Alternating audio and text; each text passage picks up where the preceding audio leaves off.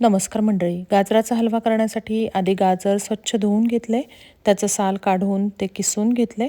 Pan गरम करून त्यामध्ये 1 चमचा तूप घातलं. त्यानंतर कट केलेले ड्रायफ्रूट्स घालून ड्रायफ्रूट छान परतून घेतले आणि ते एका डिशमध्ये काढून ठेवले. त्याच पॅनमध्ये सगळा गाजराचा कीस घातला. मंद आचेवर हा गाजराचा कीस छानपैकी 10 ते 12 मिनटं परतून घेतला. एकसारखं आपल्याला परतत राहायचं आहे म्हणजे हा कीस खाली लागत नाही. एकीकडे दूध उकळायला ठेवलेलं होतं.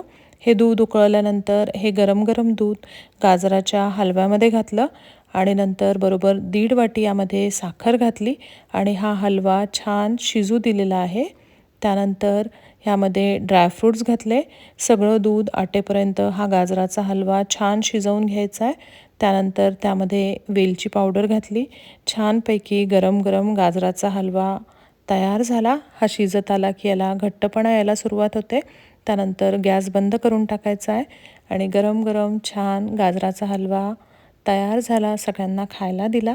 तुम्हीसुद्धा करून बघा. धन्यवाद.